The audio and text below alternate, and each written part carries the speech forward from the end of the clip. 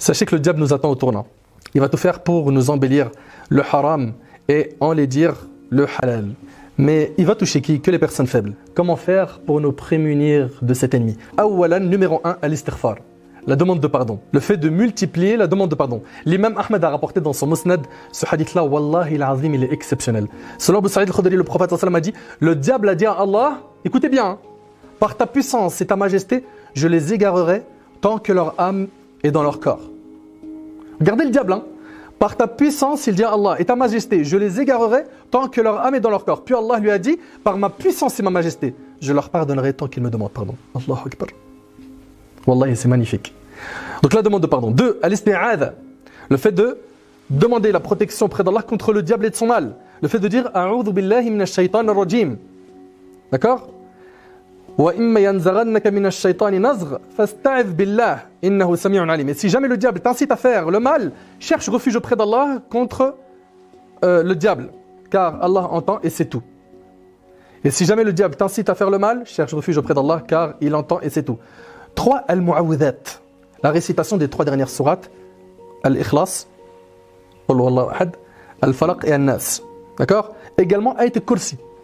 Al-Bukhari, rahimahullah, a rapporté dans un hadith selon lequel un djinn a dit à Abu Huraira, quand tu iras te coucher, récite le verset de l'Kursi, d'accord? Allah enverra un gardien chez toi et aucun diable ne s'approchera de toi jusqu'au matin. Le prophète sallallahu alayhi wa sallam lui a dit alors, il t'a dit la vérité, bien qu'il soit un grand menteur. C'est-à-dire que c'était le shaitan et il lui a enseigné une vérité. Il lui a dit alayhi sallam, il t'a dit la vérité, alors qu'à la base c'est un menteur. Aussi, al-dhikr, toi qui veux que le diable s'écarte de ton chemin, l'évocation d'Allah, il n'y a pas mieux que ça. Al-Harith al-Ash'ari, il rapporte que le prophète sallallahu alayhi wa sallam a dit, je vous donne l'ordre d'évoquer Allah, car l'image de celui qui évoque Allah ressemble à la situation d'un homme poursuivi activement d'un ennemi et qui réussit à se sauver en se réfugiant dans un rempart, une forteresse bien protégée. De même, le serviteur ne se met à l'abri de Satan qu'avec l'évocation d'Allah. Et c'est rapporté par Tirmidhi. Également la récitation des 2 derniers versets de Surat al-Baqarah. Le prophète sallallahu alayhi wa sallam, il a dit, celui qui récite les 2 derniers versets de Surat al-Baqarah la nuit se protège de tout mal, rapporté par le Bukhari. 7, les ablutions, toujours avoir ses ablutions, car comme vous le savez, les ablutions sont l'arme du croyant. 8, la multiplication des prières surrogatoires. 9, le fait de multiplier la prière sur le prophète sallallahu alayhi wa sallam. Al-ikthar min as-salat ala nabi sallallahu alayhi wa sallam. Imagine avec moi que ton supérieur au travail te suit sans relâche. Imagine qu'il attend de ta part la moindre erreur pour la comptabiliser et te la faire marquer. C'est pénible à supporter, n'est-ce pas? C'est dur. Ô toi qui crains ton responsable au travail, éprouves-tu ce même sentiment pour Allah subhanahu wa ta'ala qui t'a créé? Ton responsable, c'est qu'une créature d'Allah. Allah ta'ala l'a créé lui, ainsi que les cieux et la terre. Et ce qu'ils contiennent. Comment craindre les gens et ne pas craindre Allah?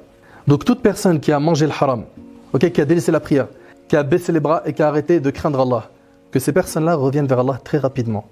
Ô toi qui ne négocies jamais les ordres de ton responsable sur terre, pourquoi est-ce que tu négocies tous les ordres d'Allah? Pourquoi? Pour finir, toi qui es noyé dans l'insouciance, jusqu'à quand tu vas continuer à désobéir à ton Seigneur? Jusqu'à quand tu vas continuer à prendre un autre chemin que celui du prophète sallallahu alayhi wa sallam? Réveille-toi. Et réveille-toi dès maintenant, de ton sommeil profond, de cette anesthésie générale qui t'a touché, avant qu'il ne soit trop tard et que la mort te vienne. Ne sais-tu pas que la mort peut te toucher à n'importe quel moment? Wallahi, qu'il est possible que l'ange de la mort vienne prendre ton âme tout de suite. Tout de suite. Il faut donc que tu en sois conscient à 1000%. Et sache que le jour du jugement est appelé par Allah subhanahu wa ta'ala le jour des regrets. Donc ressaisis-toi tout de suite. Combien de personnes ont délaissé le chemin du haram? Ils ont été éprouvés, puis après ils ont tenu. Et aujourd'hui ils sont très épanouis, ils sont très contents. Ils vivent bien. Ils ont enfin le repos intérieur. Qu'Allah tabaraka wa ta'ala nous préserve de cet ennemi.